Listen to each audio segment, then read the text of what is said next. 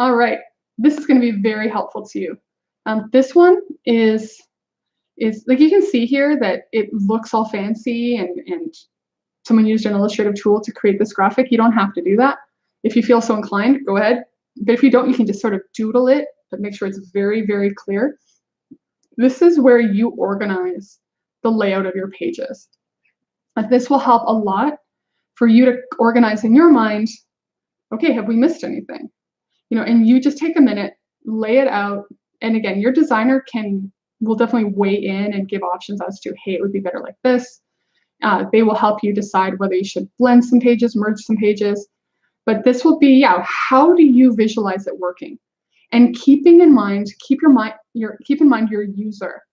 So it's great for you to think what makes sense to you, but think through, because a lot of people will tell us we want to change our website to make it easier to use.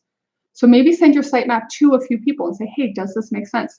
Is this a logical order of where these pages would go? Things like that. And again, this is not the final. This is just your first draft from your experience knowing your clientele, how you think it would make more sense to lay out your site. Because especially if you're doing a redesign and you have a website that's 20 plus pages and you feel like it's confusing, we're not going to know. We don't know your buyer. So we're not going to know what would make more sense. So this is really where you have to come in, think through your buying process, or think through what makes sense in terms of their information consumption process, and you kind of decide where everything's going to go. So anyway, you're doing awesome. Sitemaps, check.